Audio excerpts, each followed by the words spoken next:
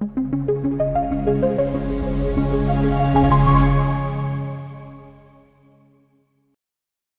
el punto de vista de la estructuración metodológica, porque es lo que nos trae y nos une en este espacio hoy en día.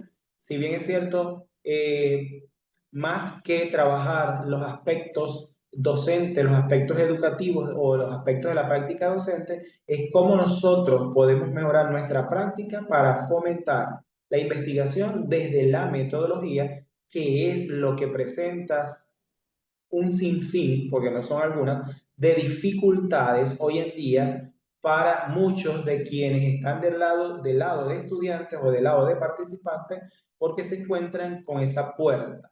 Y esa puerta puede ser quizás el desconocimiento de los conceptos, de las teorías que involucran la metodología de la investigación, pero también existe otra puerta que muchas veces es la peor, la más rígida, la más rigurosa, que es la del docente, porque el docente no quiere entregar la llave, no quiere soltar, no quiere que el estudiante también se sumerja en ese mar de la investigación para que conozca y también pueda sacarle provecho a ello a través de ese aporte que puede darle a la ciencia. Así como preguntó Edgar en su momento, les hice yo o les formulé la pregunta para que quedara escrita por aquellos que fuesen entrando después que Edgar tomó intervención, es porque me interesa a mí particularmente conocer si en realidad estoy cubriendo con sus expectativas. ¿Por qué? Porque ustedes no son estudiantes iniciales, ustedes son estudiantes que ya son profesionales, que también tienen experiencia y que también han tenido estudios de posgrado y que por tanto han escrito artículos, han participado en conferencias. Atendiendo a ello, es un reto y un desafío que más tengo todavía y que más en este sentido cuando planifico y organizo mis actividades para trabajar contenidos que sean de impacto, de provecho para ustedes, ¿ok? Porque no son estudiantes iniciales. Entonces, aquí otro elemento fundamental es que la investigación siempre la hagamos ligada a lo que son los centros y la línea de investigación. Nunca hagamos una investigación que no esté relacionada a ello, que no esté integrada, no esté conectada, porque pareciese que no tuviese ese rigor científico, aun y cuando éste se vaya a presentar, a socializar en eventos o a publicarse en cualquier revista. Este es el primer módulo en el cual hoy en día nos situamos, nos ubicamos en el aspecto número 3 o contenido número 3, que es la formación investigativa del estudiante universitario. Y en ello reseña o se manifiesta algunos aspectos que se deben considerar desde la docencia universitaria para que el estudiante pueda no solamente desarrollar su trabajo de investigación, sino que sea un desarrollo desde la comprensión, desde el entendimiento, para la correcta aplicación de cada una de las estructuras metodológicas que se exponen partiendo de los enfoques, de los paradigmas, métodos, tipos o diseños de investigación.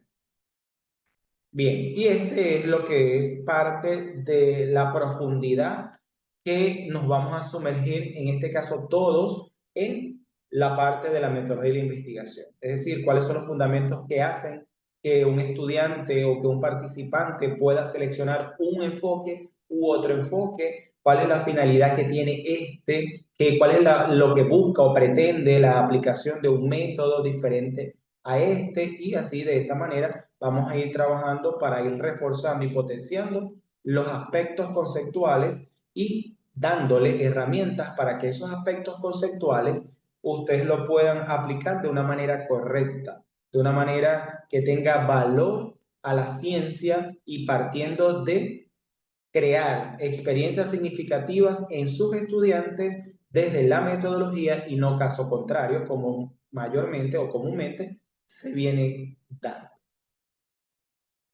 Y como caso particular, ustedes dirán, este profesor como que es loco, no sé qué piensa este profesor, primero nos trajo lechuga, ensalada, luego nos trajo Coca-Cola, ¿será que el profesor lo que quiere es darnos hambre, que nos dé hambre? Bueno, imagínense, puede que sí, puede que no, cada quien va a depender, se va a estimular dependiendo el pensamiento que le pueda dar o el significado que le pueda dar a una imagen. Entonces, la pregunta en este caso no es como la de ayer o como la de antes de ayer, de cuál es el primer estímulo o sentido que se le estimula, no. ¿Cómo relacionan ustedes a la carne asada con la educación? ¿Qué relación le encuentran?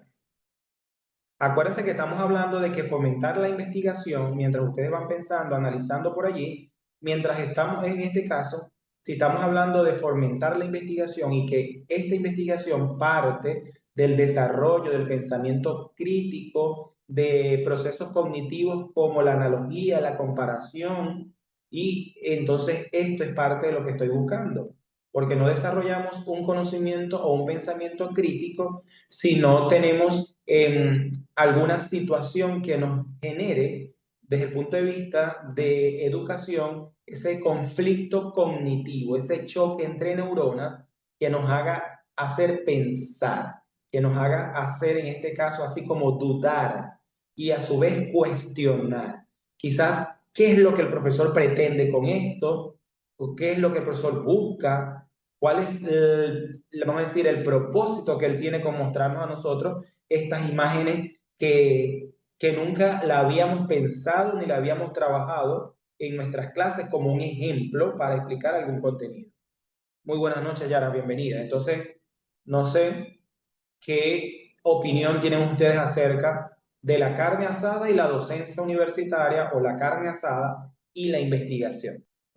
¿Qué se les ocurre? Es fácil, es fácil. Fíjense que para poder llegar a ese color, a esa textura, a esa jugosidad, o quizás a no tan jugosa, sino más seca, o un color menos rojizo, sino un poco más pálido, porque va a depender mucho de cómo les guste a ustedes la carne asada, precocida o quizás bien cocida, es un proceso, muy bien. Entonces, todo lo que le estoy hablando conlleva a darle sentido y significado a lo que Hugo acaba de colocar. Igual Erika, hay un proceso para cada término. Vamos a ver qué más nos comentan. Es un proceso que requiere de haber adquirido unas competencias. Es un proceso que lleva el conocimiento aplicado. Bueno, fíjense que tenemos una coincidencia, como vamos a decir, con el 100%, porque todos están hablando de que esto es un proceso. Y sí es cierto, es un proceso, pero si lo vamos a relacionar con el campo de la docencia, vamos entonces, y la investigación, vamos a tratar de hacer esas analogías que nos permitan a nosotros darle sentido y significado a la imagen con estas áreas de conocimiento. Implica conocimiento, correcto. Entonces, vamos a relacionar ahora, para explicarlo, relacionando la docencia e investigación con la carne asada. Como bien todos ustedes dijeron, es un proceso. Y este proceso lleva un aspecto inicial. También, correcto, Gira, muy importante. Viviana, se deben seguir pasos para lograr el objetivo que queremos conseguir para llegar a una buena comida. Bien, entonces fíjense. La carne asada, antes de llegar a explicar, representa, en este caso, nuestros estudiantes, y somos nosotros los docentes quienes vamos a trabajar en cierta manera la evolución del proceso para el asado de esta carne. Entonces, de nosotros va a depender cómo van a quedar o cómo van a salir o qué tanto o de qué manera van a aprender nuestros estudiantes. Entonces, fíjense, primero nosotros tenemos que preguntarnos qué tipo de carne es la mejor para hacer un asado, para hacer una parrilla, por ejemplo. ¿Qué tipo de carne? ¿Cuál es el corte de carne que debe tener para hacer una parrilla? Por ejemplo, sería otra de las preguntas que a bien nos hacemos. Y recuerden ustedes que toda investigación y todo proceso de la docencia, cuando el profesor va a desarrollar una clase, tenemos la tercera sesión, Sonia, hoy.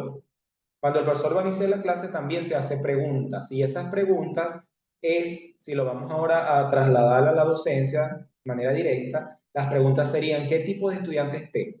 ¿Qué aprendizajes requieren esos estudiantes? ¿Qué potencialidades tengo? Siempre a tu orden. ¿Qué potencialidades tienen? ¿Cuáles son los gustos e intereses que tienen estos estudiantes? ¿De qué manera podemos nosotros en ellos abordarlos para que se genere un aprendizaje significativo? ¿O de qué manera ese aprendizaje que vamos a generar en ellos lo pueden aplicar en la cotidianidad? Entonces, ese es el primer aspecto. El segundo aspecto a considerar en esta imagen, relacionándolo con las áreas que comprende el diplomado, sería la cocción de esta carne. Entonces, la cocción es mucho, como ya les dije ahorita, si la queremos un poco menos jugosa, más seca, con un color más dorado, con menos color dorado.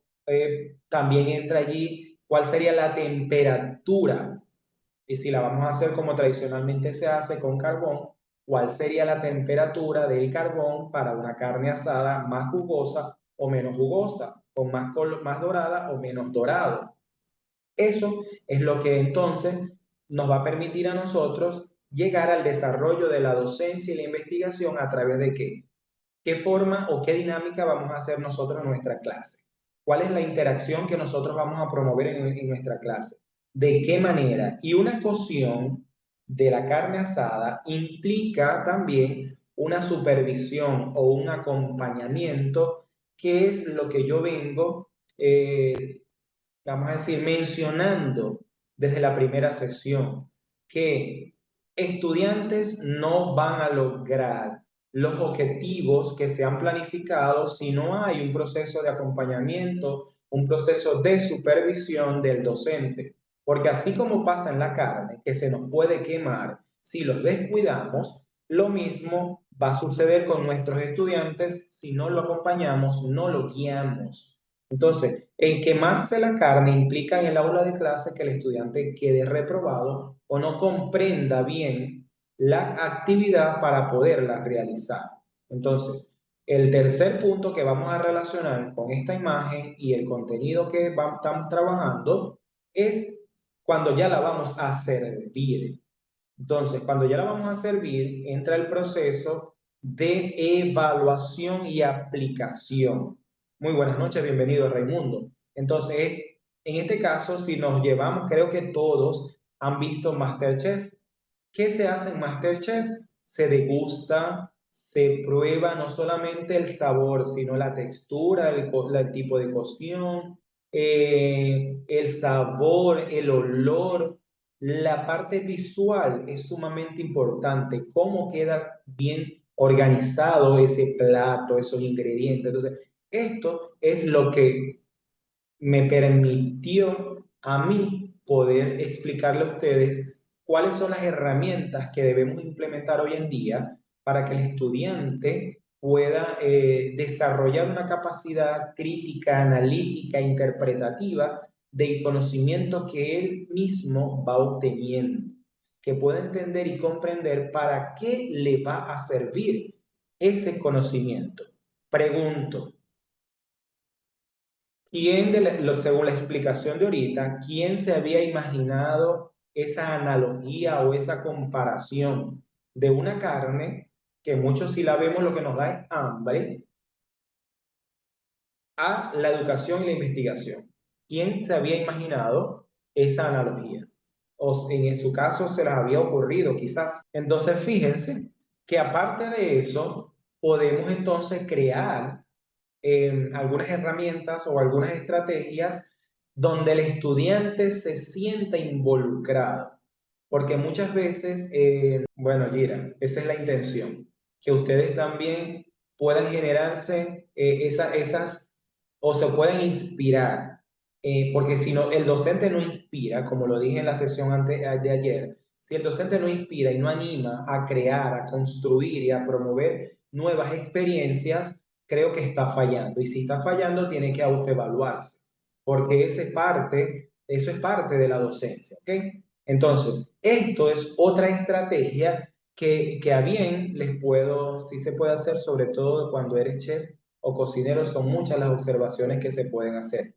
Claro, y es lo mismo, si tú en la educación, Javier, cuando a ti te presenta, qué es el plato servido en la docencia para nosotros con nuestros estudiantes? La actividad de producción que tú le has asignado, que tú le has solicitado. Puede ser un ensayo, puede ser un artículo, puede ser tu primer capítulo, su primer momento, o quizás el cuadro operacional, dependiendo por dónde tú vayas en tu clase. Entonces, allí tú vas a hacer observación, pero lo que buscaba era crear una analogía para ello. ¿Ok? Entonces, esto es otra estrategia que ha tenido buenos resultados porque le está dando un papel, es decir, en Venezuela la ley dice que el estudiante debe tener ahora en la educación un papel protagónico. Entonces, para darle ese papel protagónico, él debe sentirse integrado, incluido en el desarrollo de las actividades con el docente. Muchas veces el docente pareciese que lo que pretende es bajar una información, pero no está integrando a ese estudiante, es decir, no le está haciendo el llamado, no lo está invitando a que sea copartícipe de esas actividades. O sea, hay que darle esa coparticipación y esos elementos de integración para que él se sienta parte de ello y de esa manera entonces pueda aprovechar la oportunidad que se le está dando. Ustedes dirán, ¿de dónde sale ese nombre que el profesor tiene allí en esa franja o ese recuadro naranja?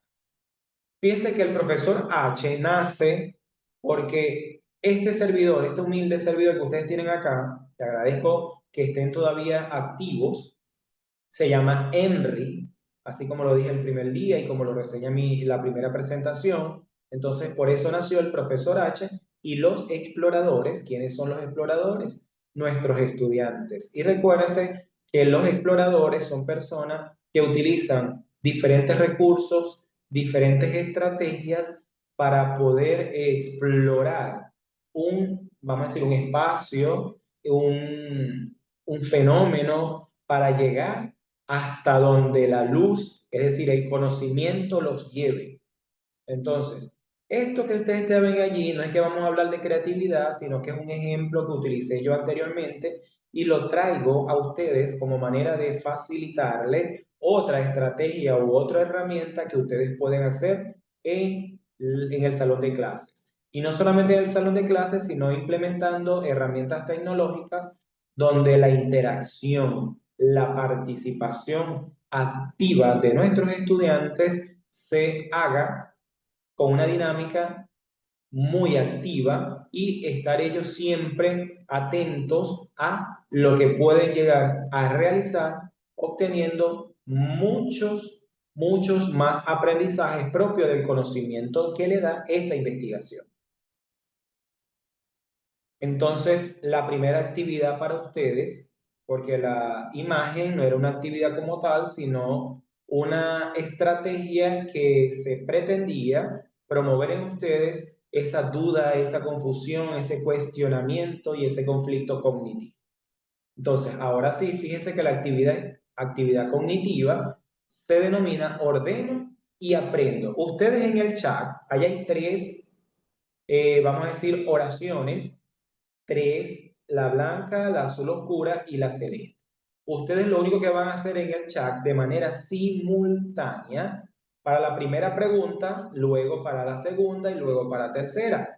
¿Cuál es el orden de cada palabra que tiene cada frase, cada oración en esas líneas o esos espacios que quedan entre ellas? Por ejemplo, la primera tiene tres palabras que hay que ordenar de manera correcta para que cuando leamos la oración tenga un sentido coherente y lógico. Entonces, las tres palabras de la primera son enfoques, metodología e investigación. ¿Cuál sería el orden? ¿Quién va primero? ¿Quién va segundo? ¿Y quién va tercero? La franja azul oscuro, azul marino, tiene únicamente dos palabras, que son acción y práctica docente. Y la número 3, que es la celeste, tiene tres palabras: conocimiento, pensamiento crítico y participación. Ok, pueden empezar desde ahora ya. Gira para la primera dice, metodología, enfoque e investigación. Ok, ese es el orden que Gira le da. Vamos a ver cómo responden el resto de los participantes en la 1, en la 2 y en la 3. Cada una de esas frases u oraciones que estamos evidenciando. Fíjense que ya vemos una diferencia allí. Vamos a ver qué dicen los demás. Investigación, enfoque, metodología. Ok, ahora sí vemos una coincidencia. ¿Quién más? Gira, Diana y Rosalmeri y ahora José Augusto pueden de una vez ir respondiendo la frase 2 y luego un mensaje más para la frase 3. ¿Ok? Ujú. 3 coincidencias, 4 coincidencias, 5. Bien. Ahora vamos, investigación, enfoque y metodología. Pueden ir respondiendo los que ya dieron lugar a la primera, la segunda y luego la tercera. Como ya respondieron la primera en su mayoría, el orden correcto es, fíjense, lo vamos a leer tal cual como la mayoría lo colocó y escuchando vamos a ver si tiene sentido coherente y lógico esa frase como ubicamos u ordenamos cada palabra que debería ser ubicada.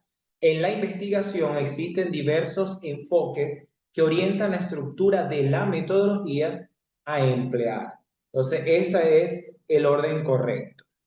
Ahora en la segunda, José Augusto ya nos respondió y dice práctica docente de primero y acción de segundo. Práctica docente, Rosealmi ya también nos respondió y es totalmente correcto, porque vamos a leer, dice, para mejorar el proceso de enseñanza y aprendizaje, se requiere transformar la práctica docente a partir de la investigación a acción. Muy bien, muy bien. Vamos ahora con la tercera.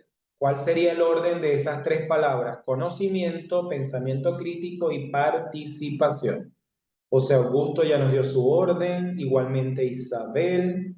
Vemos que hay alguna diferencia en el orden de las palabras entre Isabel y José Augusto. Luego vemos relación con Gira, Raimundo, Rosalmi. Entonces, en su mayoría, como han respondido, vamos a leer con esa mayoría de coincidencias para escuchar cuál es su sentido y coherencia. Para promover el pensamiento crítico es necesario fomentar la participación de los estudiantes en el proceso de construcción del conocimiento. Muy bien. Excelente. Por eso les digo que siempre tengo un reto y un desafío cada sesión, porque aquí hay gente buena, gente con conocimiento, con aprendizaje suficiente para poder llegar a responder de manera correcta y positiva a cada una de las actividades que se les asigne. Erika, Liliana, bien, correcto. Excelente orden que le hemos dado acá. Bien, entonces, ahora vamos a darle inicio a los contenidos que hemos desarrollado el día de hoy. Y fíjense que acá, perspectiva de la investigación, atendiendo a esas experiencias, a esos significados, Hugo, muy bien, Roxana, a esos significados que emergieron de una investigación analítica crítica de los procesos de investigación entre docente y estudiante del programa de educación de la universidad en la cual trabajo. Pero si bien es cierto, por tener la oportunidad de pasearme por otras universidades y otros contextos universitarios, tanto nacionales como internacionales, me permite exponer esta perspectiva, estos elementos que son prácticamente elementos que se requieren aplicar en diferentes contextos porque el problema de la metodología de la investigación es un problema que tiene mucha fuerza y hay que atacar para debilitar ese problema. Y para atacar ese problema tenemos que partir desde ese elemento fundamental, ese elemento base de la enseñanza que es la docencia. Si bien es cierto, ustedes dirán, pero es que metodología es una cosa y la docencia es otra cosa, pero indistintamente ahí se cumple el rol de facilitador, porque para que el estudiante pueda aplicar e implementar una metodología de manera correcta, de manera participativa. No te preocupes, Gira, no te preocupes. No hay inconveniente por eso.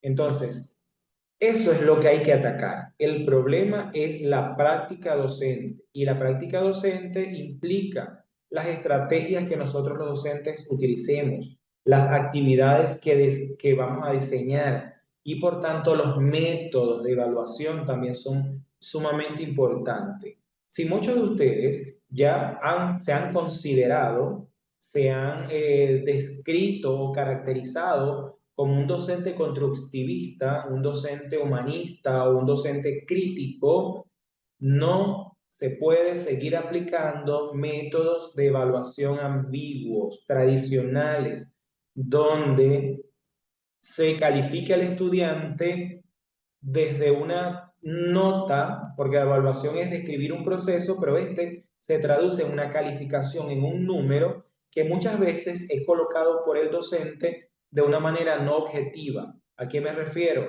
No objetiva porque si el estudiante no respondió lo que estoy buscando, lamentablemente tiene una disminución de esa calificación y no es la idea. El método de evaluación es evaluar de una manera objetiva, atendiendo a las capacidades y cualidades que tienen nuestros estudiantes y al propósito de la actividad. ¿Cómo le puedo exigir yo tanto a un estudiante que elabore un planteamiento del problema con un nivel de complejidad y de profundidad tal como el que en mi caso, por mi experiencia, que ya he pasado por estudios de posgrado, en especialización, maestría, doctorado, y que he participado en eventos y he publicado artículos, si no le estoy dando las herramientas? Entonces, de allí hay que partir. Bien, entonces, en esa perspectiva surgen estos elementos o estos factores que acá tenemos. El primero es que la investigación es una herramienta que permite indagar y descubrir situaciones referentes a cambios sociales, humanos y tecnológicos. Es como decir, el estudiante está en su salón de clases, en las cuatro paredes. Si vamos a hacer una analogía con el mito de la caverna de Platón, vamos a suponer que los estudiantes están dentro de esa caverna y la caverna es nuestro salón de clases. Si el docente no emplea herramientas, estrategias y actividades para que el estudiante pueda discernir más allá de esa forma, de esa imagen que ve, trabajando al mito, de esa imagen que ve, las sombras únicamente, si él a partir de allí no tiene la capacidad de poder explicar otra cosa que puede observarse allí, es porque el docente en cierta parte no le está facilitando las herramientas. Debemos entender que el estudiante, por más que haya pasado ya por otros niveles educativos, no hay que suponer ni trabajar en hipótesis que ya debe saberlo. No, señores, no es que debe saberlo. Igualito hay que reforzarlo y hay que potenciarlo. Entonces, tenemos que salir de esa caverna para que el estudiante pueda ver luz, y que pueda ver luz está traducido en ese conocimiento que él va a promover, va a propiciar a partir vamos a decir, de ideas que vienen a su mente a partir de otros elementos que se encuentran en esa sociedad, en ese contexto o en ese entorno.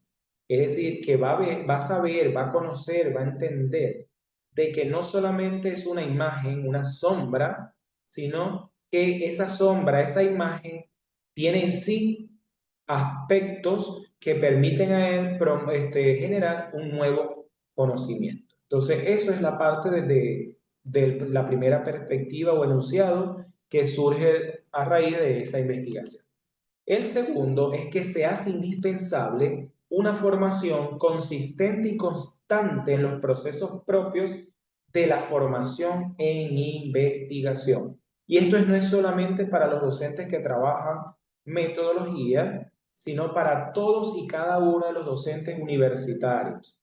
Porque si bien es cierto, podemos ganar concursos por un área a objeto de estudio, pero el docente, en este caso, ningún pregrado nos está formando como investigadores. nos está dando las herramientas como los da el posgrado. Entonces, el docente que está dando metodología, mayormente somos docentes, licenciados, ingenieros, administradores. Entonces, hay que entender que la formación es para todos y cada uno. Porque hoy en día el que tiene 10 años dando didáctica, por ejemplo, o dando lógica matemática, o dando contabilidad uno, atendiendo a las áreas de conocimiento que tengo allá, en algún momento también pueden facilitar la unidad curricular metodología de la investigación.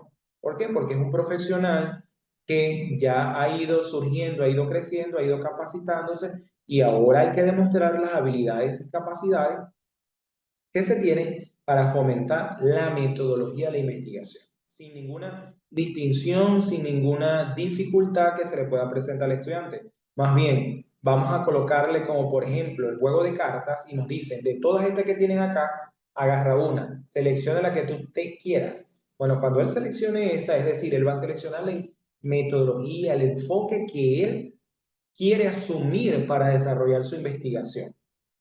Entonces, cuando ya está, ahora viene el papel del docente a preguntarle, ¿qué vas a investigar? ¿Qué pretendes con esa investigación? ¿Qué quieres lograr? Docente es ahí donde entra. Para una investigación, porque no lo podemos hacer de manera individual, para orientar muy bien la selección del enfoque en nuestros estudiantes, es considerar primero los aspectos individuales de lo que quiere uno y lo que quiere el otro. Y eso lo vamos a engranar de tal manera que la explicación sea general. Me explico. Para aquellos estudiantes que han expuesto o expresado que con su investigación buscan o pretenden conocer el alto índice o la variabilidad de aplazados o cantidad, en este caso, que expresaron obtener cantidad, están ubicados en un enfoque cuantitativo, porque el enfoque cuantitativo es aquel que pretende medir o calificar el comportamiento de una variable. Aquellos estudiantes que expresaron o manifestaron que buscan es comprender o entender por qué hay tantos aplazados en metodología o en matemática o en cualquier otra área, es una investigación de corte cualitativo, de un paradigma interpretativo. Aquellos estudiantes que tienen la intención de generar algún cambio o una mejora en lo que están señalando, entonces hay que irse a una investigación de corte cualitativo con paradigma sociocrítico y método de investigación-acción. De esa manera es como nosotros vamos a adentrar al estudiante de manera correcta a la elección o selección de esa metodología a desarrollar. La tercera perspectiva es el acto investigativo, es un proceso colectivo. El docente que no investiga no puede construir mentes sanas, abiertas, críticas y autorreflexivas. Creo que esto lo vengo diciendo desde hace rato.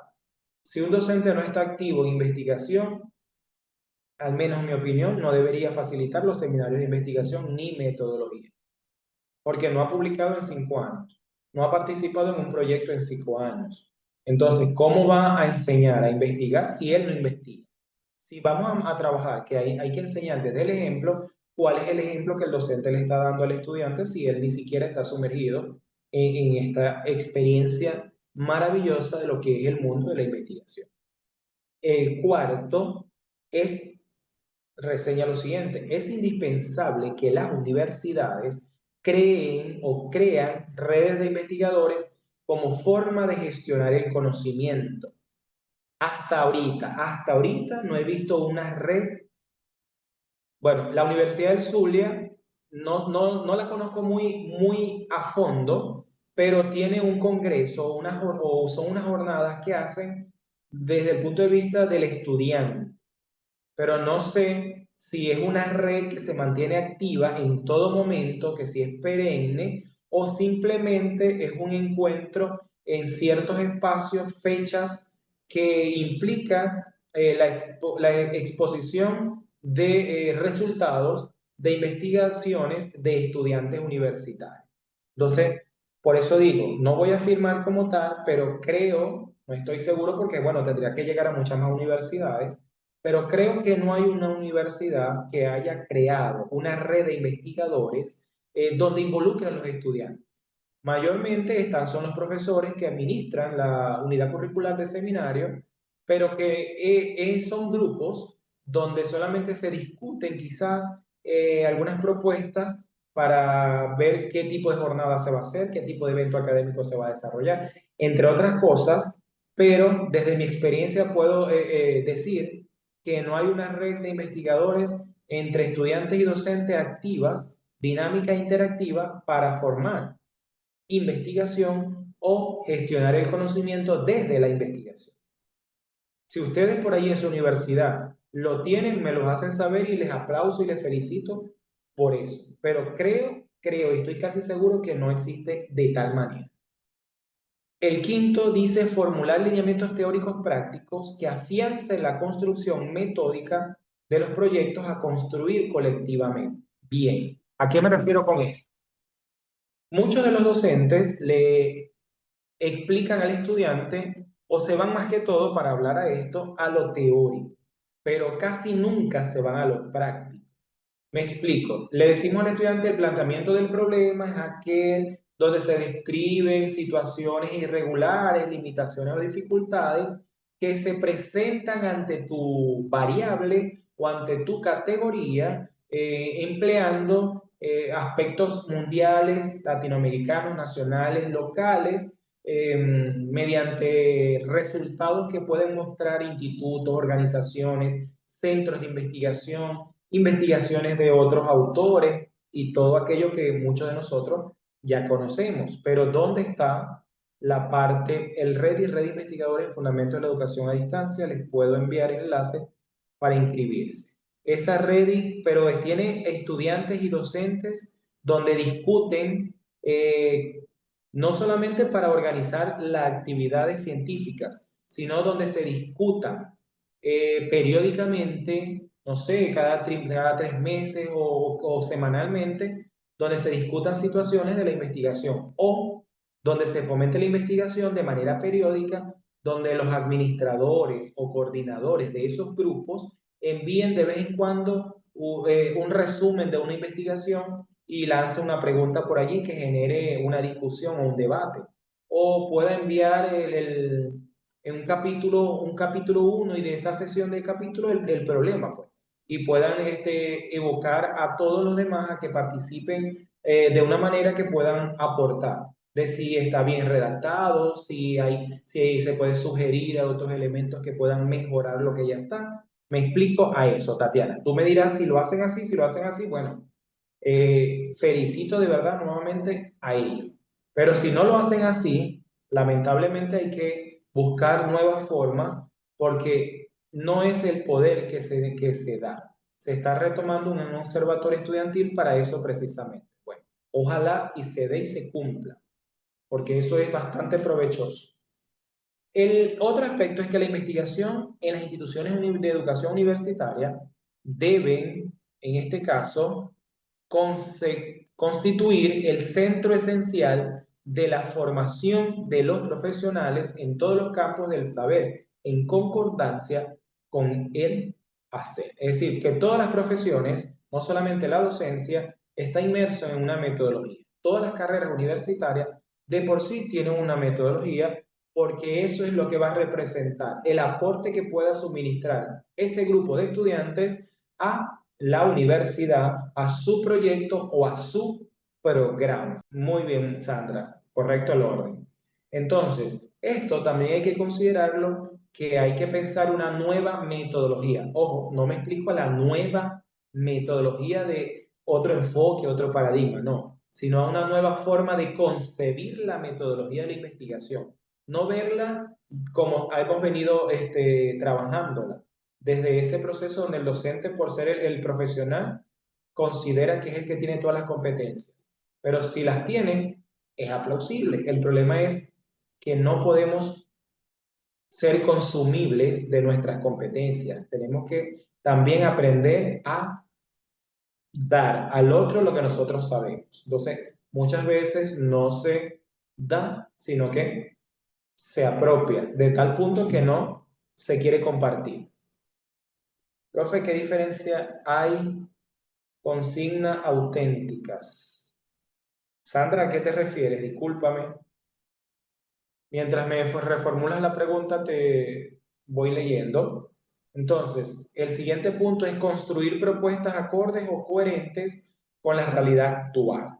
Es decir, que el estudiante estudie, investigue algo que esté latente, que esté presente en este momento, no algo que no tiene, vamos a decir, no es real.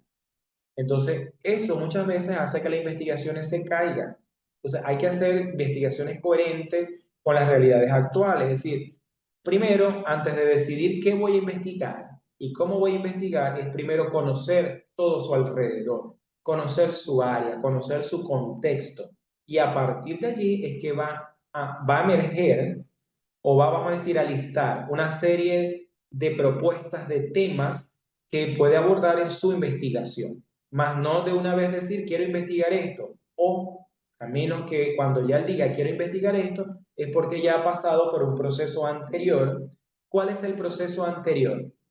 En este caso es que ya él ha escuchado, que ya él ha preguntado, ha indagado y por eso es que llegó a la conclusión de que este es el tema que él va a abordar en cada una de sus seminarios de investigación. El siguiente implica que el profesor debe asumir el rol de orientador en la formación investigativa del estudiante, en este caso universitario, para lo cual debe transformar su práctica docente. Si no nos convertimos en orientadores, en guías, en facilitadores o mediadores del aprendizaje o del conocimiento, el estudiante no va a poder avanzar en su proyecto, en su trabajo, en su investigación, en su producción o en su elaboración de proyecto o de investigación. Bien, ¿qué aspectos o qué autores? Hay una diversidad, pero bueno, no los vamos a discutir todos. Muy buenas tardes, Ivette, bienvenida.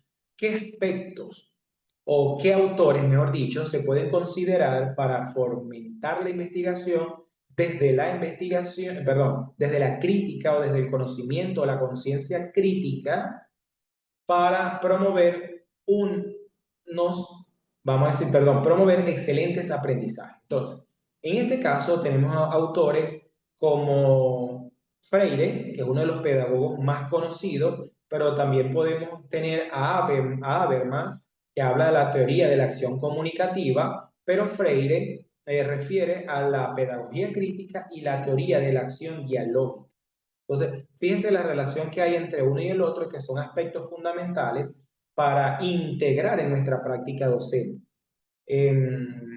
Yo creo que muchos han conocido a Habermas porque Habermas también es uno de los autores que refleja las investigaciones fenomenológicas y propiamente de lo que explica él con lo que establece Freire, tiene muchísima relación. Acción comunicativa con acción dialógica. Esa interacción, ese intercambio, ese compartir de conocimientos, de ideas o saberes es lo que va a permitir que el estudiante pueda producir, pueda crear, pueda inventar, pueda innovar y a su vez cuestionar, dudar de todo lo que se le está diciendo.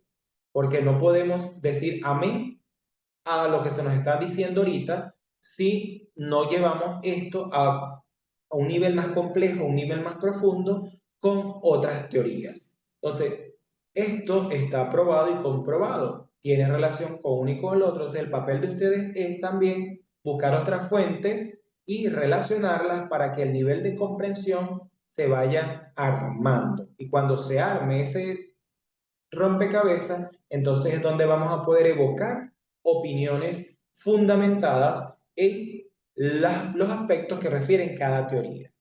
Entonces, Freire en el 1980, con su pedagogía crítica y su teoría de la acción dialógica, se pudieron extraer estas características que ustedes están observando en este momento. Fíjense, la primera es que se debe promover la argumentación de posturas propias.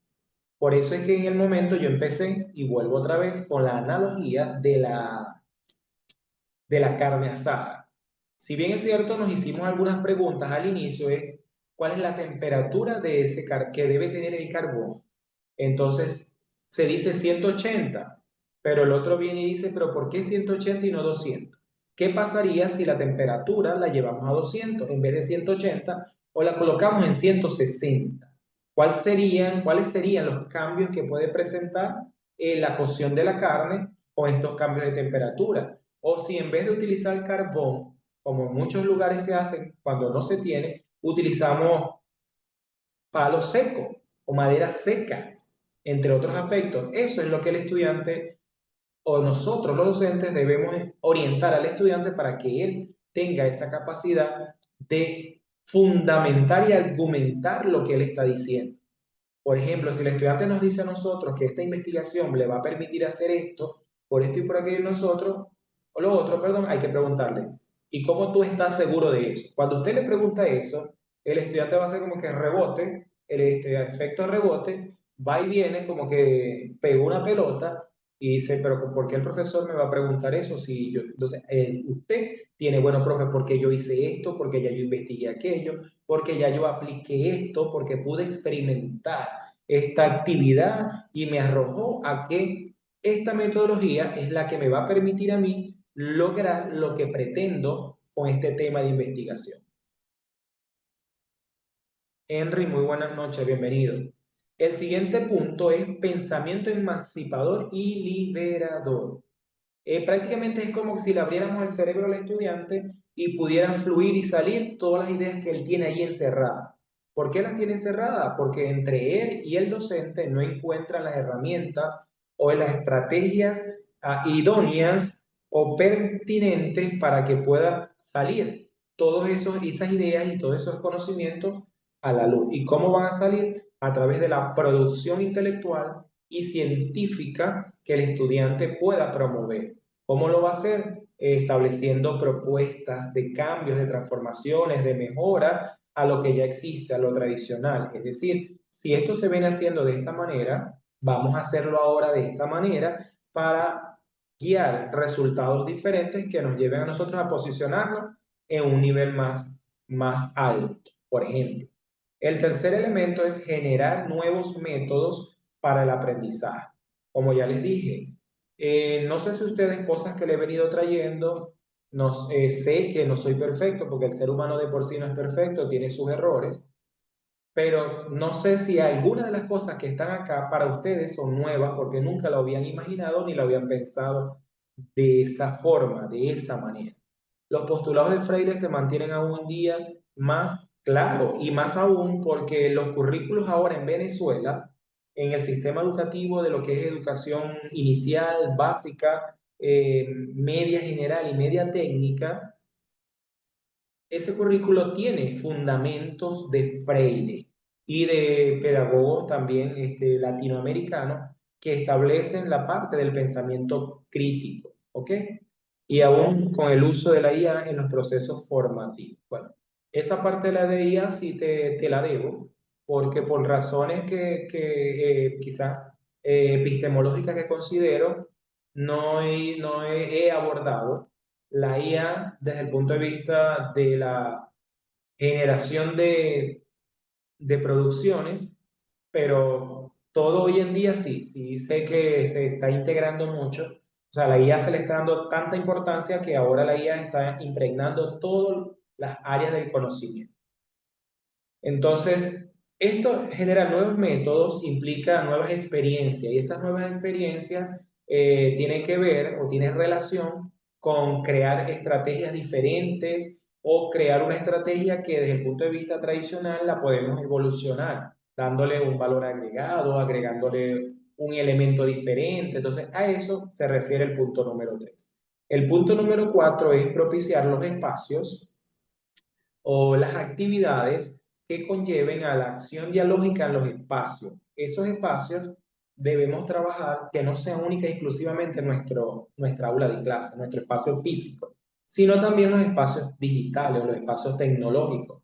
Como por ejemplo, el docente del seminario de investigación, si en una universidad hay 4 docentes dictando la misma unidad curricular, vamos a organizar una actividad, vamos a planificar una actividad donde los 4 docentes sean como los panelistas, donde empiecen a hablar, a hacer preguntas, pero establezcan un Zoom, un Google Meet o cualquier otra plataforma digital con todos sus estudiantes, es decir, los estudiantes del profesor 1, 2, 3 y 4, y de esa forma puedan interactuar ustedes, pero utilizando un lenguaje que tenga relación con el nivel de conocimiento de nuestros estudiantes. Y de esa forma vamos a facilitar otros conocimientos porque la perspectiva que yo pueda dar, el docente que 2, 3 o 4 puede tener la misma perspectiva, pero puede manejarla mucho más digerible a ese grupo de estudiantes. La IA todavía está en proceso por los efectos que produciría. Correcto. Es que considero que algo no se puede aplicar de lleno cuando sale. La intención es experimentar primero, ver cuáles son los errores que puede dar para mejorar y no limitar ciertas situaciones que se conciben. ¿Ok? Entonces, el siguiente aspecto es crear espacios para la reflexión y la crítica. Esos espacios para la reflexión de la crítica pueden estar, si hablamos de la metodología, podemos establecer al estudiante antes de que seleccione una metodología y aun y cuando ya diga que quiere esta, usted le puede dar alguna información, algún texto, alguna reseña que hable de todas las metodologías y que el estudiante pueda reflexionar sobre ella. Es decir, esto me conlleva esto, pero si esto lo podemos hacer así, ¿a qué me puede conllevar? Entonces, de esa forma es el número 5. Y el sexto es enseñar a pensar, aportar o generar alternativas de solución. Y para enseñar a pensar hay que traer al estudiante, vamos a decir, hay que promover al estudiante un conflicto cognitivo que promueva, como decir, ese desorden o ese electroshock en las neuronas, en el cerebro de ellos, para que pueda pensar más allá de una alternativa fácil, que quizás pueden haber otras opciones que por no pensar más allá no las vemos, no las estudiamos, no las consideramos. Entonces la intención es elevar el nivel de conocimiento de nuestros estudiantes empleando todos y cada uno de estas fases que están acá de manera paulatina y progresiva. Y todo ello se va a dar, desde mi perspectiva, si se forman colectivos de investigación, pero colectivos activos, no colectivos donde solamente se envíe alguna pregunta de ¿cuándo creen ustedes que podemos hacer una actividad?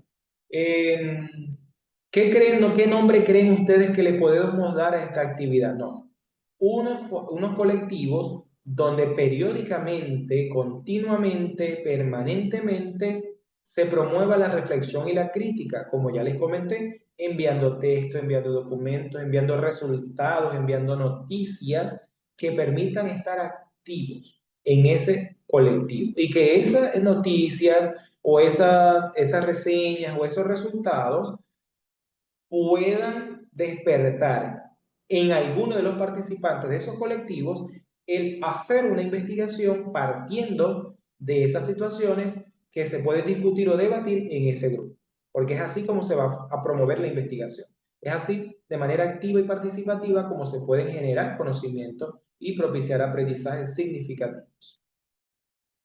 Este es otro autor, Hockeman. Hockeman es uno de los autores que establece la teoría crítica social, porque él expone que la crítica parte, así como lo mencionó Vygotsky en su constructivismo social, parte de la interacción social, de la interacción con el otro o de la interacción de pares o la interacción con su entorno y con todos los elementos que ahí están.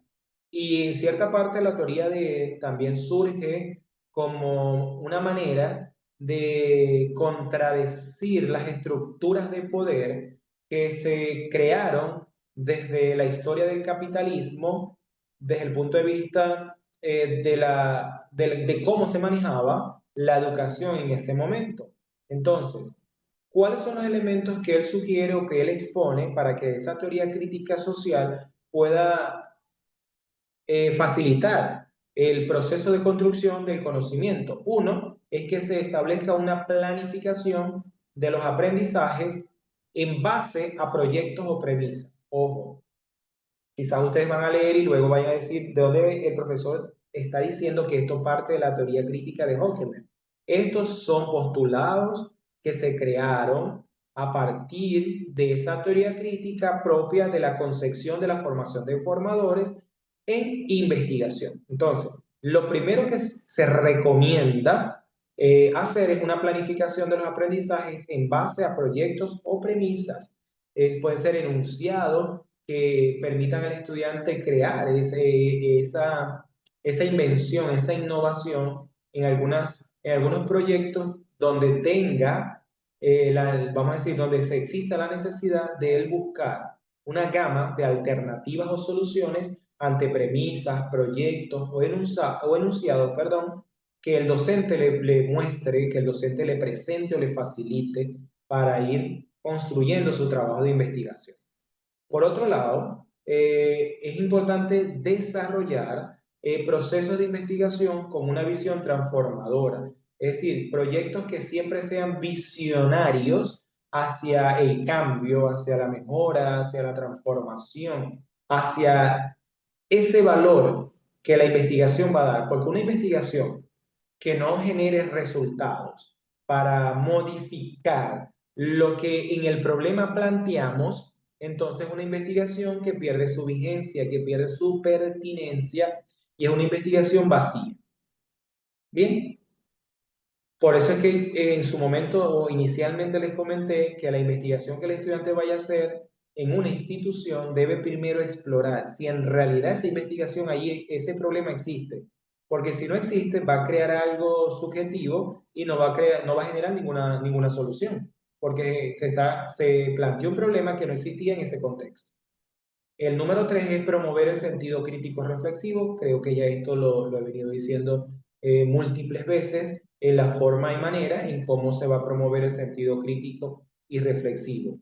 No sé si fue en este grupo o fue en el grupo pasado, el que nos antecedió a ustedes, donde debido a la participación, me llegó una idea a mi mente de que se pueden crear como unos cafés investigativos.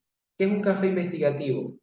No sé si ustedes han ido, han conocido que en todos los países, creo y considero, no los conozco todos, existen cafés donde invitan a la lectura. O sea, son cafés para aquellos que son lectores, que son apasionados de la lectura de diferentes áreas, poemas, investigación, literatura, de todos los tipos de literatura que existan.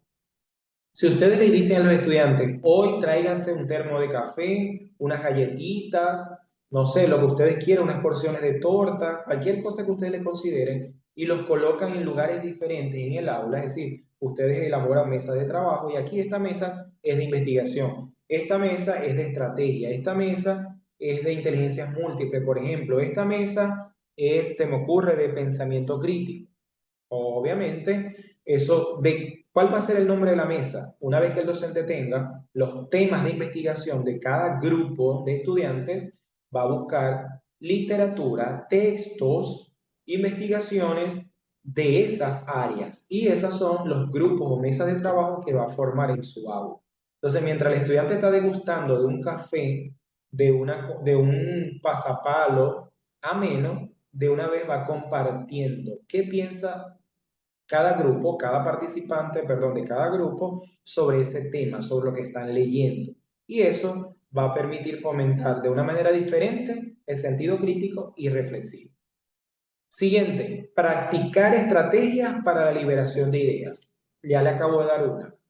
Una, que fue el café investigativo. Ustedes quizás le dan otro nombre, no le gustó ese. Bueno, pero es válido. Pero quizás la metodología que les acabo de recomendar, de sugerir, les pareció interesante y la pueden aplicar tal cual o le dan un elemento que sea propio de ustedes para que sea una actividad personalizada.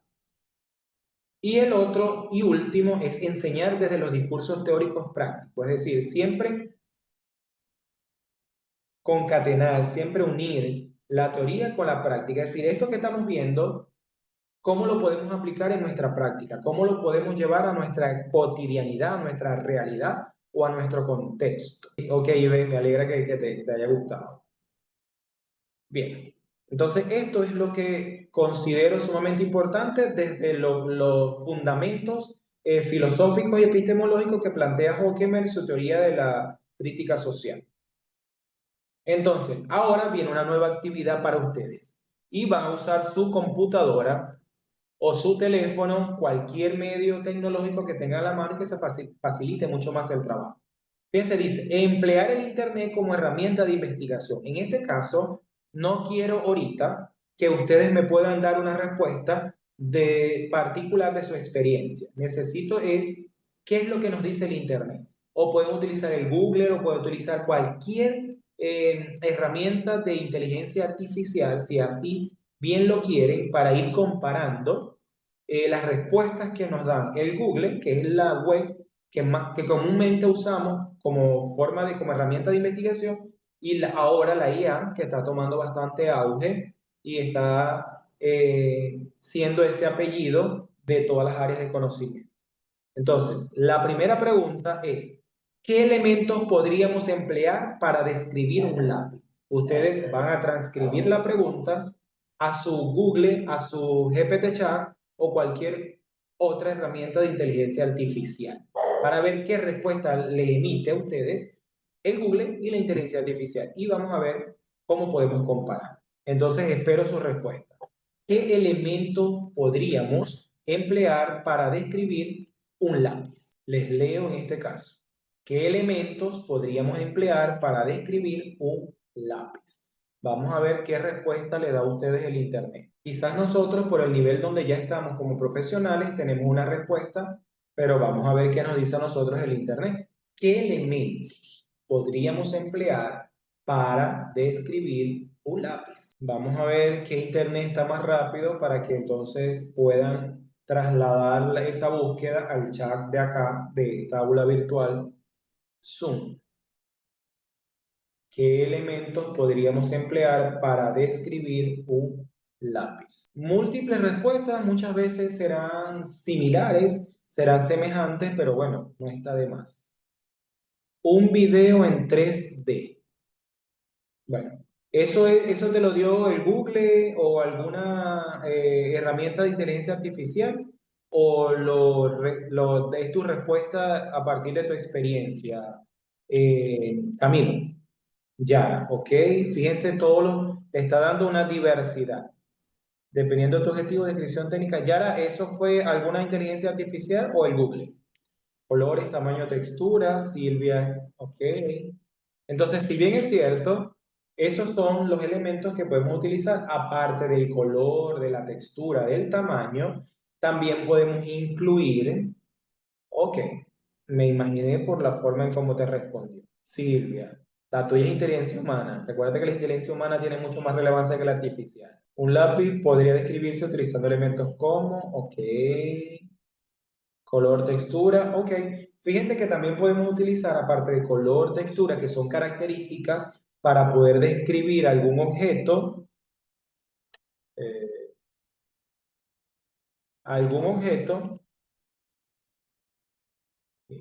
algún objeto, también podemos utilizar su función. Ok, su función. Entonces, ¿para qué funciona un lápiz? ¿Cuál es la utilidad o el uso que se le da? Es otra de las características o los elementos esenciales para describir ese lápiz, como bien lo dieron, forma, tamaño, color, textura, material, uso, entre otras. También podríamos incluir los culturales, los históricos, la marca, el modelo. Todo eso son elementos fundamentales para poder describir un lápiz. Siguiente pregunta es... La parte exterior e interior, muy bien. Composición química, sí señor. ¿Cuál o cuáles son las funciones de un lápiz? Pregúntenle a la web o esa herramienta de IA que ustedes utilizan. ¿Cuáles son las funciones de un lápiz? Vamos a ver qué respuesta le dan a ustedes su IA o su Google. ¿Cuál o cuáles son las funciones de un lápiz? Poder escribir. Y si yo le digo a ustedes que me den una función loca, ocurrente, random, como se está hoy en día manejando. Todo lo que no es vamos a decir lo que no es lógico. Agarrar el pelo, muy bien. Funciones primarias o esenciales. Escribir, trazar, dibujar, agarrar el pelo. Le sacó punta y sirve para defenderme. Carlos, muy bien, ya iba a llegar a eso de que cuando estudiamos en la primaria o en la secundaria servía también. Entonces, sirve como una herramienta de defensa para lanzar. El lápiz también puede ser, puede ser una flecha. Si utilizamos un arco y colocamos en nuestro lápiz, que son cosas ocurrentes o cosas que nunca nos pudimos imaginar, pero que son usos que se le han dado, herramienta de palanca, juguete del perro. Bueno, el que lo deja mal ubicado ya sabe qué le va a pasar.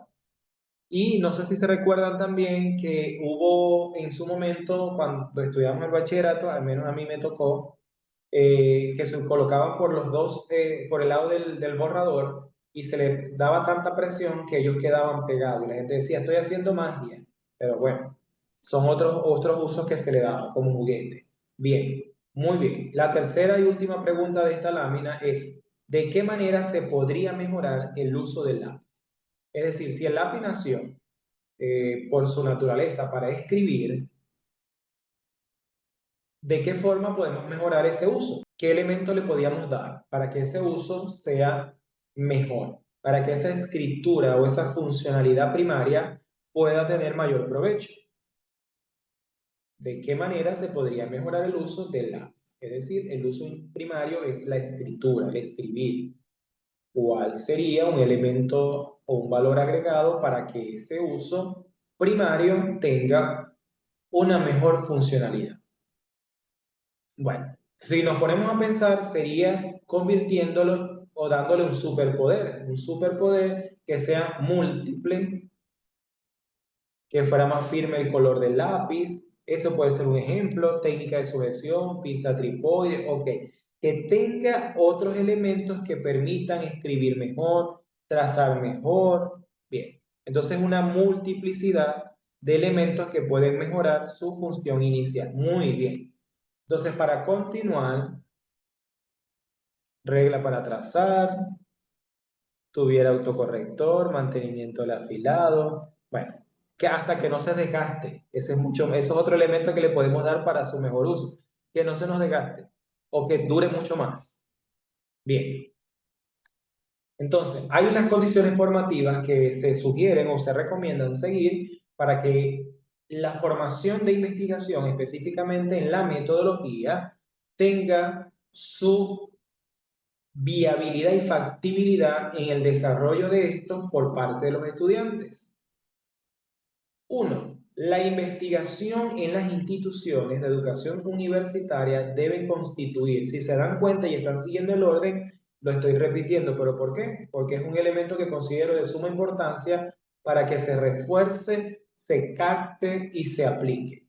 Debe constituir el centro esencial para la formación de los profesionales en todos los campos del saber.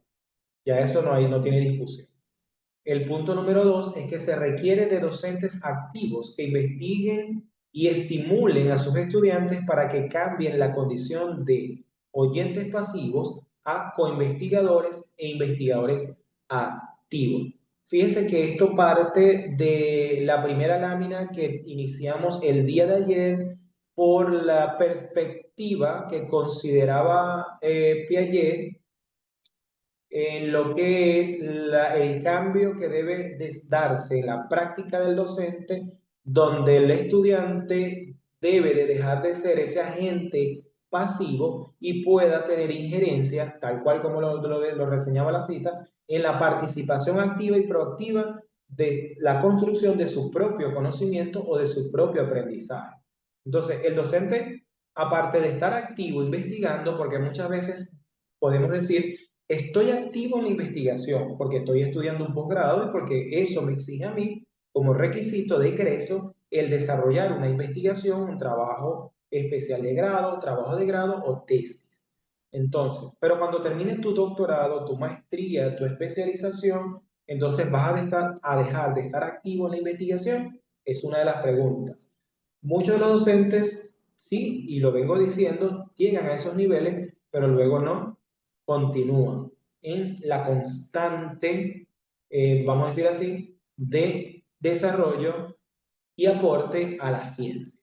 Entonces, como ya les dije, lo primero que ustedes cuando culminen el diplomado o si están ahorita activos, porque sé que hay países, por ejemplo, Venezuela está de vacaciones ahorita, pero sé que hay otros países que están activos ahorita en su proceso formativo, es decir, que las universidades están activas porque ya regresan de vacaciones, empiecen a observar. Lo primero que van a hacer es observar en su clase, alrededor, a cada estudiante. Y de allí a ustedes le va a surgir una investigación porque va a surgir un problema. Y ese problema es lo que nos va a permitir a nosotros hacer una investigación sin tener que estar en un estudio de posgrado o un diplomado o cualquier cosa, sino hagámoslo porque es nuestra necesidad conocer más allá de lo que ya conocemos para poder mejorar. Si no buscamos conocer más allá de lo que ya conocemos, lamentablemente nos quedamos en el aparato, no avanzamos, nos atrasamos y nuestros estudiantes no van a consolidar la filosofía de la educación universitaria y los perfiles y competencias que así anuncian o enuncian, mejor dicho, su carrera profesional, es decir, su perfil de egreso. El punto número 3 es que se requiere que todo investigador reconozca y explore 4 elementos presentes en toda la investigación para lo cual se tiene sujeto, objeto, medio y fin. ¿Quién va a conocer? ¿A quién van a conocer? Sujeto sería el cognoscente y el que va a conocer, el que conoce y el que va a conocer, de qué manera va a conocer y cómo va a llegar a ese conocimiento. Entonces, esos son los 4 elementos fundamentales que debemos conocer y aplicar. Otras condiciones formativas son las siguientes. Se hace necesario conocer las diferentes características que debe tener un buen investigador. ¿Cuáles son esas características? Una es que sea crítico, que sea activo, proactivo, innovador, creativo, reflexivo, analítico, son las características básicas que un investigador debe tener para promover investigaciones en sus diferentes estructuras, ensayos, artículos, reseñas, análisis de libros, entre otros.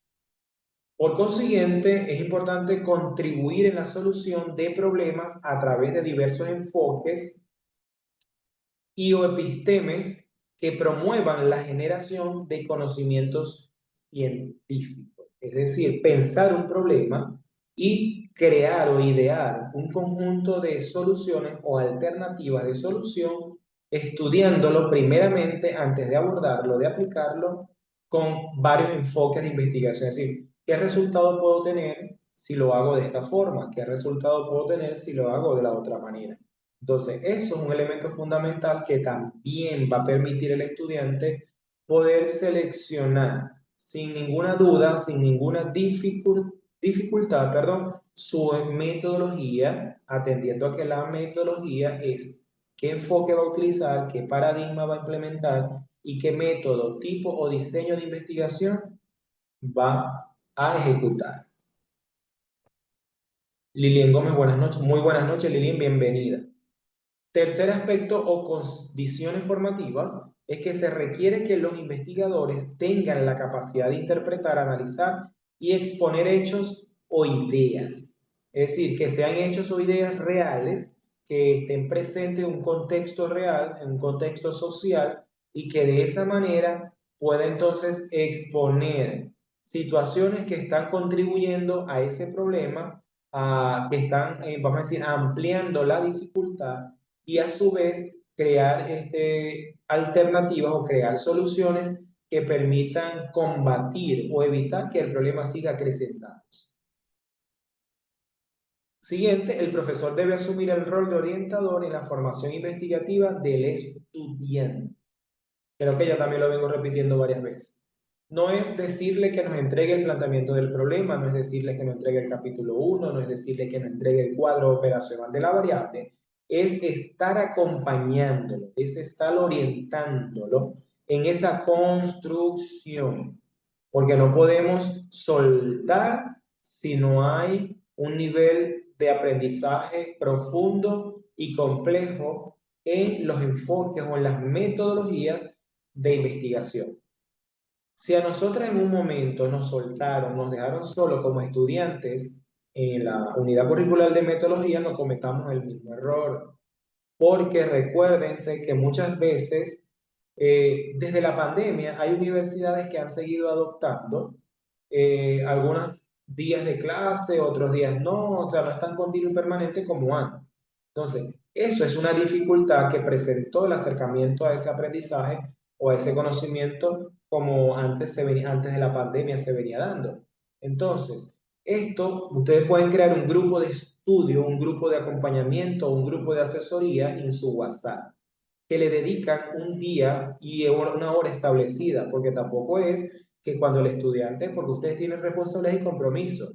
Entonces, es que un día, si el estudiante, con el estudiante tuve clase el martes y luego tengo el jueves, selecciono el día miércoles en una hora específica de la tarde, ejemplo, 2 horas, hora y media, no sé, eso va a depender de la complejidad de la actividad para que ustedes puedan interactuar con ellos, preguntarles qué hicieron, cómo van, qué investigaron, qué dificultades tienen. El docente también puede facilitar material de apoyo, material de apoyo. Porque muchas veces le dicen, consulta este libro, consulta el otro. Hermano, si nosotros somos profesionales, hemos pasado por investigación, tenemos esos libros a nuestra mano, a nuestro alcance, vamos a enviarlo a ese grupo de asesoramiento, a ese grupo de acompañamiento, para que el estudiante lo tenga mucho más cerca y pueda leerlo, interpretarlo, analizarlo, entre otros aspectos. Por otro lado, el docente debe o requiere integrar metodologías de enseñanza que promuevan competencias y habilidades investigativas, como las hoy conocidas metodologías activas, los ABP, el aprendizaje basado en proyectos, el aprendizaje basado en problemas, el aprendizaje basado en investigación, en retos, en juego. O sea, esos son metodologías activas que hoy en día hay que rescatar. No es que surgieron ahorita, no es que son nuevecitas, no es que están recién salidas del horno, sino que habían quedado atrás, pero que hoy en día, como la educación requiere transformar la enseñanza, la educación para un nuevo ciudadano, entonces hay que adecuar nuevamente metodologías que respondan a ese perfil o a esa concepción de formación del nuevo ciudadano o del nuevo formador. Seguidamente, desarrollar un sentido crítico de la realidad donde éste pueda tomar decisiones, porque el pensamiento crítico en sí conlleva a un estudiante a tomar decisiones correctas, a tomar decisiones significativas y no es tomar decisiones que al final o en el camino o en el proceso pueda generar alguna dificultad. Cuando se generan dificultades es porque el estudiante, su capacidad de pensamiento no se desarrolló de manera completa. ¿A qué me refiero? Analizó algunas cosas, pero no miró todo lo que puede intervenir en el antes, el durante y el después de una investigación. Entonces, por eso es que tomar decisiones implica mucho esa crítica. Es analizar, es interpretar las múltiples consecuencias que se pueden dar o que se pueden suscitar con esa investigación. Entonces, analizarla desde el todo y desde las partes, a fin de crear propuestas innovadoras y transformadoras. Siguiente, vamos a decir, condición es que el acto investigativo es un proceso social y no individual. El docente que no investiga no puede construir, nuevamente lo trae a colación para acá, pero dándole un valor agregado. Es decir, que cuando me refiero a que es social y no individual es que no podemos hacer una investigación únicamente o exclusivamente con lo que nosotros percibimos, con lo que nosotros consideramos o con lo que nosotros conocemos. Todo esto debe estar apoyado en otros agentes, en otros actores o también en recursos literarios que nos permiten a nosotros, vamos a decir, validar lo que podemos exponer de manera oral, de manera escrita, es decir, esas ideas que nosotros podemos evocar, enunciar, deben estar fundamentadas en teorías y que esto va a permitir entonces promover nuevos conocimientos porque el tener perspectivas diferentes nos va a facilitar a nosotros poder construir un nuevo conocimiento acorde a la realidad social en la cual nosotros estamos inmersos. Otro aspecto fundamental que considero sumamente importante en esta relación, en este binomio docente-investigador o docente-investigación, es generar una amplia reflexión acerca de la generación del conocimiento desde la investigación. ¿Cómo lo vamos a hacer? Múltiples eventos académicos de socialización, de intercambio, de compartir, de experiencias significativas como resultados que se pueden obtener en cada una de las fases, de las etapas, de los capítulos o momentos que van desarrollando los estudiantes en ese trabajo de investigación. Dos, ubicar la investigación en los procesos de desarrollo social y comunitario desde la perspectiva de la economía solidaria, la historia, la política, la ciencia, la tecnología y todo esto que involucra áreas del saber o áreas del conocimiento. Tercer punto, estudiar el concepto de investigación en las diferentes concepciones epistemológicas a fin de conocer la complementariedad entre ellos, es decir, qué es la investigación en esta área, qué es la investigación en la otra área, a pesar de que la investigación prácticamente significa lo mismo en las diferentes áreas, pero cómo la investigación contribuye a una y contribuye a la otra. El número 4 es desarrollar competencias para el abordaje de la investigación con calidad, rigurosidad y pertinencia. Aquí entra mucho el rigor ético, el rigor científico que debe manejarse en una investigación para que la calidad de los resultados sean coherentes, sean pertinentes y sean reales. Por eso es que a las investigaciones cuantitativas se le dice, y así lo establece la teoría, pero quizás ustedes también tendrán el punto de vista que yo manejo o tendrán uno diferente, pero voy a exponer cuál es la característica que ya te respondo, Hugo, la característica a lo que yo considero que una es objetiva y que la otra es subjetiva. Y que en un momento por el TikTok tuve un debate con un personaje, le digo personaje porque cuando voy a entrar en la cuenta la tiene privada y no puedo ver nada. Entonces no sé qué oculta, pues.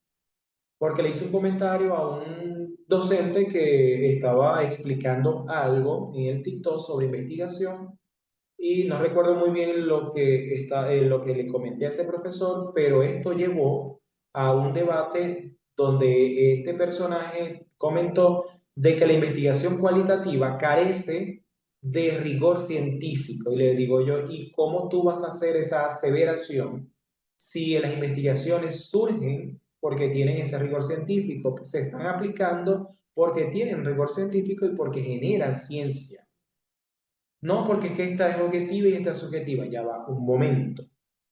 Las investigaciones cuantitativas, y así lo reseñan los autores, pero en cierta parte refuto esa opinión porque dicen que la cuantitativa es objetiva, mientras que la cualitativa es subjetiva porque el investigador forma parte es decir, se convierte en sujeto y esa subjetividad pareciese que indica que el investigador modifica, interfiere o interviene o influye en la interpretación de los resultados porque va a responder según la conveniencia. Pudiéramos entenderlo así. Pero ¿quién les dice a ustedes que los resultados que le está arrojando la investigación cuantitativa no es subjetiva, no es real? Si mayormente el método para aplicar un instrumento de investigación cuantitativa, hoy en día por la tecnología, y mayormente antes también se hacía, cuando no había tiempo, se le permitía a el encuestado que se llevara a su casa el instrumento. Entonces, en ese momento él está respondiendo, pero no sabemos qué tan objetivo es, porque, como dice, nadie, entre bomberos no se pisa la manguera. Entonces, usted me hace una pregunta a mí de si yo aplico estrategia constructivista, señores, yo le voy a decir que sí, no le voy a decir que no. Entonces, atendiendo a esa lógica, es donde la investigación cuantitativa pierde objetividad. Y en la investigación cualitativa, si bien es cierto, dice que es subjetiva, porque muchas veces, como nosotros nos hacemos parte de la investigación, podemos interferir, pero en ambas investigaciones existe el rigor ético, los criterios éticos. Entonces, si el análisis y la interpretación se hace con ética, las dos van a tener objetividad en los resultados. Entonces, hay que estudiar eso. Hugo dice, si no se investiga, se corre el riesgo de permanecer en la ignorancia, obstaculizando el avance del conocimiento y la totalmente de acuerdo contigo. Roxana comenta, ambos enfoques son de rigor científico, estoy de acuerdo. Bien. Entonces, el punto número 5 es generar competencias para la planeación, gestión y evaluación de la investigación. Esto tiene mucho que ver con la carne asada, porque para poder asar, es decir, para poder, en este caso, vamos a relacionar, a traer nuevamente la analogía de la carne con nuestros estudiantes, para poder generar aprendizajes significativos, experiencias satisfactorias y gratificantes de aprendizaje, hay que planificar lo que vamos a hacer, cómo lo vamos a hacer, qué actividades se van a diseñar, estas actividades cómo contribuyen a ese aprendizaje, a ese nuevo conocimiento. Todo eso tenía que ser planificado. No tenemos que estar siempre dados a la improvisación, que a veces por circunstancias de que la planificación tiene una característica muy particular, que es flexible en tiempo y espacio, podemos llegar a la improvisación en cierto aspecto, porque bueno, se cayó algo que tenemos planificado por tiempo, por clima, por espacio, por recursos, cualquier factor que influya, se utiliza, pero siempre debe haber un norte, porque la planificación es lo que va a permitir que el estudiante cumpla o consolide el objetivo de aprendizaje.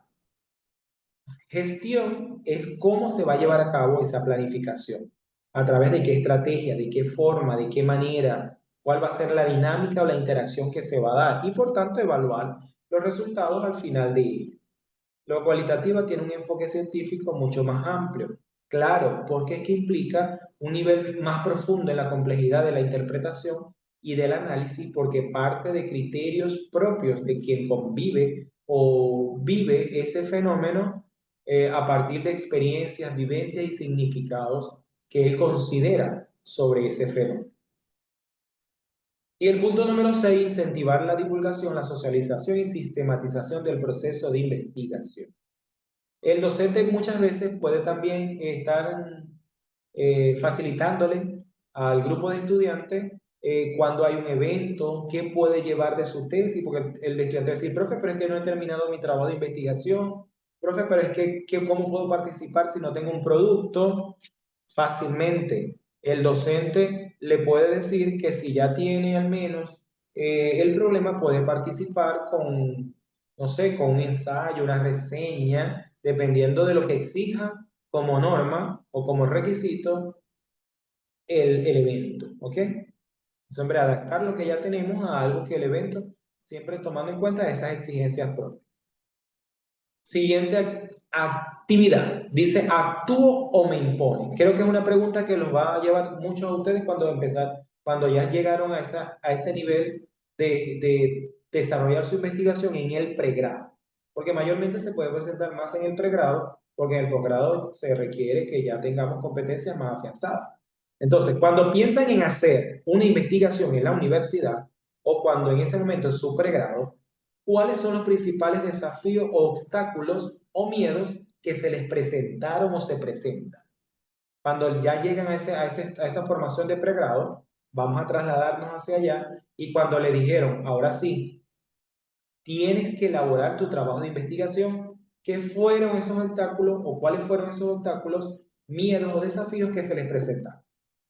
Incluyendo todo el panorama, considerando todos los elementos que integran el proceso formativo. Vamos a ver qué piensan un ratito allí para que den respuesta ante esta pregunta. ¿Cuáles fueron los los principales, desafíos, obstáculos o miedos que se le presentan cuando el docente le dice, ahora sí, empieza a desarrollar tu trabajo de investigación?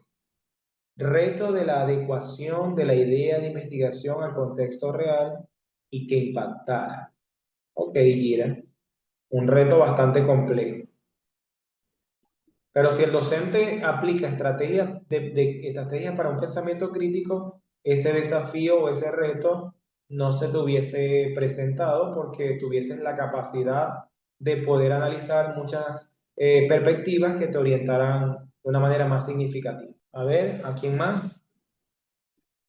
Ok, Yara nos dice cómo podía tratar la problemática desde la perspectiva teórica con miras a una propuesta de intervención.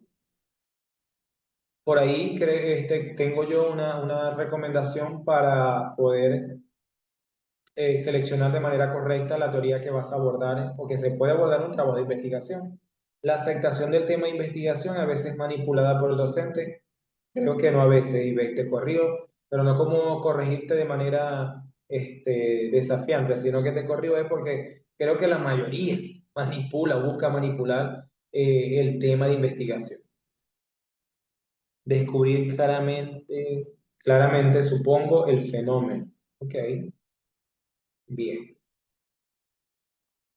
Fíjense que todo esto nos lleva a nosotros a reflexionar de si lo que a nosotros se nos presentó como miedo, desafío, obstáculo, a nuestros estudiantes también se les está presentando. ¿Ustedes en algún momento han tomado el espacio y le han preguntado eso a sus estudiantes? Porque si nosotros conocemos en realidad qué es lo que está pasando, vamos a tratar de como de invertir el juego y mejorar o jugar nuevamente para que salga mejor, que sea más provechoso, más productivo. Encontrar un problema en la realidad social simultánea, que el tema esté mal planteado y no se pueda hacer una investigación adecuada, plantear un problema de investigación, desconocimiento de cómo se investiga, el acceso de los informantes clave. Bien, entonces, como tarea, no en tarea de que me deben entregar, sino una tarea de reflexión, como tarea personal para ustedes, háganle esa pregunta a sus estudiantes a ver qué respuestas le van a dar. Porque si a nosotros se nos presentaron, a ellos también se les puede presentar. Ellos no están exentos de lo mismo. Y quizás hoy en día puede que se les presenten con mayor complejidad que antes, porque antes podríamos decir que habían docentes más dados, pero que a pesar de eso no manejaban buenas estrategias para fomentar esa investigación o esa enseñanza de la metodología de la investigación, pero que hoy en día también se sigue trabajando con esa estructura de poder de los docentes que dan la investigación, que dan metodología de la investigación, que no quieren compartir esos saberes con sus estudiantes, sabiendo bien que el resultado que pueden promover los estudiantes va a repercutir mucho en su práctica docente. Entonces, con su respuesta, les voy a mostrar estas gráficas o estos esquemas o estos diagramas o redes semánticas que tuve la oportunidad de elaborar como parte de organizar mi interpretación y reflexión sobre los resultados que arrojó mi tesis doctoral. Mi tesis doctoral tenía que ver con filosofía de la educación universitaria, procesos gerenciales en la formación de formadores. Bueno, decía una construcción teórica metódica en los procesos gerenciales en la formación de formadores. Esto en su momento ya existía lo que es el software de análisis de datos cualitativos. Muy buenas noches, Digna, bienvenida. El Atlas Pi. Pero a mí me pareció mucho más práctico elaborarlo manual porque eran ideas que iban a surgir desde mi creatividad y que a lo mejor el Atlas I me podría dar o arrojar algunas, vamos a decir, palabras que yo le denominé en ese momento marcadores de análisis, que son lo que me va a centrar a mí en cuanto a lo que voy a considerar para esa interpretación y esa reflexión de los resultados. Consideré, como decimos nosotros, irme a pie. Porque la gráfica quería que fuese personalizada, que tuviese ese toque personal y que surgiera de esa comprensión que pude haber obtenido yo en mi trabajo de investigación. Entonces, fíjense como allí se observa, hay diversidades de palabras que están organizadas de manera tal que están alrededor de cada uno de los informantes clave que están confidencialmente expuestos allí en siglas. ¿ok? Y que les di una representación de figura y de color. Entonces, cada palabra, por la relación, la semejanza y la conexión que tienen, fueron, en este caso, conectadas con una flecha y un color. Entonces, todas las que tienen salmón, fíjense, dialéctica, con libertad de accionar, con construcción de saberes, tuvieron esa parte, además de dialogar. Por ejemplo, rupturas paradigmáticas, tuvo con cultura universitaria, concepciones, paradigmas y teorías, además de estructura organizativa en forma de espiral. Entonces, así podemos ver como más. 12. No es que no quiera utilizarla, sino que en ese momento me pareció sumamente interesante darle el toque personal a mi trabajo de investigación. Entonces, fíjense a dónde voy con esto, con mostrarle esto. No solamente es evidenciarle cómo lo elaboré, sino que esto puede generar un choque en quiénes son nuestros jurados. En la universidad, yo creo que en los estudios doctorales, se hace como una presocialización, bueno, en su momento lo llamaron predefensa. Yo estudié en la URBE, la Universidad Rafael Bello Chacín, perdón, universidad privada, y ellos, bueno, cuando estudiaba, creo que todavía se llama igual, predefensa y defensa. La predefensa se hace con el comité académico, que no es tu jurado como tal. El comité académico o en la predefensa es donde se te hacen algunas observaciones, entre comillas, ya voy a decir por qué digo entre comillas, se te hacen algunas observaciones que permitan mejorar, reforzar tu trabajo de investigación para que cuando llegues a la defensa final no tengas inconveniente, para que el jurado no te ponga objeciones a tu trabajo para ser aprobado con cualquier categoría que así lo establezca la universidad. Pero hay jurados o miembros del comité que cuando se enamoran, se enamoran. Y ese es el problema, que no hacemos observaciones objetivas, sino subjetivas. Pero si la investigación la estoy haciendo yo como estudiante, como participante, cuando el jurado o el comité te hace alguna aseveración o una afirmación donde tú no estás de acuerdo, tú puedes refutarla. Que no te dé miedo porque te van a aplazar. No, porque si te están haciendo una observación o una afirmación subjetiva, tú, como hiciste tu investigación, tienes argumentos suficientes para refutar o contradecir la idea de evaluación que te están dando. Y ese fue mi caso. Uno del comité, por no hacer una observación objetiva, tuve que ponerme de pie y explicar los motivos y argumentos por los cuales. O sea, la observación en este gráfico era que no le gustaban esos colores, pero ya va. ¿La investigación es de usted o la investigación es mía? Si es mía, así se va a quedar, le dije.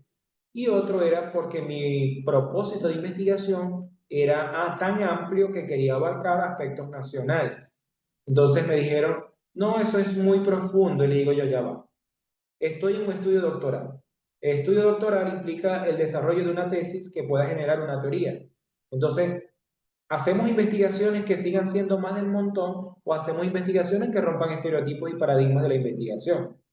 Y eso no me costó mi trabajo de investigación porque los demás me dieron la razón cuando di argumentos válidos ante una observación o afirmación subjetiva. Entonces, eso, si nosotros hacemos una investigación y está el jurado, está el comité, no les dé pena contradecir si está equivocado, pero siempre y cuando tengamos los fundamentos y los argumentos suficientes para ello. Si no, no digamos nada porque entonces es como decir, ir cerrando esos caminos. Y este es otro ejemplo que traigo acá. Fíjense que se pueden hacer así, se puede hacer así y se puede hacer, no, se me olvidó colocar la tercera, de diferentes formas, diferentes estructuras, pero que se vea de manera organizada. Y las investigaciones cualitativas utilizan mucho el gráfico, lo visual, más que los escritos. Entonces, considerando por otra parte las acciones estratégicas para la formación e investigación, es importante considerar lo siguiente. Se requiere de una dialéctica que permita a los docentes, perdón, así como estudiantes, apropiarse, apoderarse, empoderarse de sus conocimientos conceptuales, procedimentales y actitudinales, es decir, saber de qué es capaz y hasta dónde puede llegar con los conocimientos o los aprendizajes que ya tiene. Siguiente, transformar los procesos educativos interrelacionando la teoría con la práctica. Es algo que hemos venido trabajando desde el inicio. El cuestionamiento, el internalizar, el pensar y repensar desde la acción y la reflexión. Es decir, lo hice, cómo lo puedo hacer, cómo lo puedo mejorar. Entonces es como hacer una planificación de las alternativas que podemos hacer para poder llegar a un mejor resultado de esa investigación. Tercero, implementar una acción dialógica o dialéctica en los espacios de aprendizaje con el propósito de dinamizar e interactuar los conocimientos de allí. Los estudiantes desarrollen productos intelectuales con rigor científico. Siempre hay que aportar a eso, que el estudiante pueda generar algo. Quizás hoy un párrafo, mañana otro párrafo, luego otro párrafo, luego una hoja y así vamos contribuyendo a esa generación de conocimiento. Generar espacios para la reflexión y la crítica, donde se proporcionen herramientas, estrategias, así como también métodos que faciliten la transformación socioeducativa. Pensar en espacios educativos mediante procesos dialécticos a fin de transformar el acto de enseñar y de aprender. Formar colectivos de investigación donde se propicie un diálogo interactivo entre los diversos actores del hecho educativo. Acentuar los procesos de participación y construcción en la producción colectiva de aportes que contribuyan en la transformación del quehacer docente. Es decir, de por sí siempre trabajar con la investigación. Toda actividad debe estar involucrada la investigación, con una metodología quizás no tan estructurada, pero siempre es con una metodología que va a dar orden, seguimiento a esa investigación. Por último, formar intelectuales y o profesionales con autonomía creativa, capaz de diagnosticar contrariedades donde pueda plantear alternativas para la construcción dialógica del pensamiento. ¿A qué me refiero con esto? Que ustedes siempre busquen la manera de crear confusiones en el estudiante. Es decir, como decir, siembra la duda y cuando tú siembras la duda, el estudiante va a buscar que tú le des la respuesta. Tú no se la vas a dar, tú le vas a dar son pistas, vamos a hablar en ese término, pistas, premisas que van a ir llevando al estudiante a esa investigación hasta llegar a un resultado, es decir, hasta aclarar esa duda o esa confusión que tú puedas crear o sembrar en el estudiante. ¿Ok? Entonces, lo anteriormente expuesto parte de un fundamento teórico de este autor, Patiño y Rojas, que exponen lo siguiente. La investigación formativa aparece como problema pedagógico y didáctico. Fíjense por qué me estoy centrando en las ideas que estoy exponiendo, que estoy expresando, que el problema de la metodología de la investigación no está en la estructura, no está en el procedimiento, está en la operatividad pedagógica y didáctica de la práctica del docente. Es allí donde está el problema, porque las estructuras son claras, los enfoques ya están descritos. El problema es que no utilizamos, empleamos o diseñamos herramientas y actividades cónsonas con las demandas de la novedad de crear o gestionar conocimientos o propiciar aprendizajes en esa área específica. Entonces, orientado hacia la aplicación de estrategias de enseñanza, aprendizaje por descubrimiento, las ABP, la metodología activa que he venido comentando, y como construcción que promueve habilidades de flexibilidad, adaptabilidad e interdisciplinariedad, o por lo menos el espacio para plantear y manejar problemas de una manera abierta, que se constituya en estrategia pedagógica para un aprendizaje significativo, productivo y provechoso. Y cierro con esta imagen que fue la propuesta de mi tesis doctoral, donde la formación de formadores debe estar implicada en las teorías y que esas teorías conlleven a la práctica. Fíjense la estructura, el diseño, la integración o el sistema que pude crear a través de lo que la leyenda nos expresa. Tenemos autores como Habermas con la acción comunicativa, Tilday con el pensamiento hermenéutico desde el punto de vista del análisis hermenéutico. Para lo que es en esta parte también la acción dialógica y la pedagogía crítica de Freire, el pensamiento fenomenológico de Hegel, la teoría crítica social de Horkheimer, y que todos ellos tienen incidencia en el pensamiento crítico emancipador. Ya te doy respuesta, Ivette. El método dialéctico, la teoría y práctica y colectivos de investigación que confluyen entre lo metódico, lo epistemológico y lo teórico. Utilizar la técnica de estudio de la duda. Ah, ok, sí. Sí. Es que las técnicas de estudios también tienen siempre su punto fuerte, su punto positivo. El problema es tratar de adecuarlas y adaptarlas a la nueva época, a la nueva era, a la nueva sociedad. Y con esto culmino. Muchas gracias nuevamente por mantenerse activos y atentos a este contenido que se desarrolló con pasión, con amor, para ser entregado con todas las fuerzas del mundo. Entonces, sí me gustaría saber hoy también, porque es muy importante, si en realidad estamos aprendiendo, si en realidad estamos concibiendo una nueva forma que nos está llevando a cambiar o a pensar nuestra práctica para hacer mejoras. Entonces, nuevamente, ¿cómo evalúan la clase del día de hoy? Les leo. Muchas gracias, Gira, Yara, iPhone, María, Tatiana. Excelente clase, maestra, muy nutritiva. Gracias igualmente, Elizabeth. Gracias, Odalis. Ru, es muy importante que no nos quedemos con lo que estamos aprendiendo, sino que lo llevemos de manera inmediata a la práctica para que veamos frutos en esos conocimientos. Lo tengo en cuenta. Excelente clase. No sé si Eikar también va a tener una participación el día de hoy. Mientras voy leyendo, puede tener su participación allí. Amén, amén. Igualmente a todos también. Que Dios me los bendiga siempre y les siga dando Muy buenas noches, sabiduría. profe. Muchísimas gracias, sí. Dale, Edgar. Bien, yo voy leyendo mientras tú participas.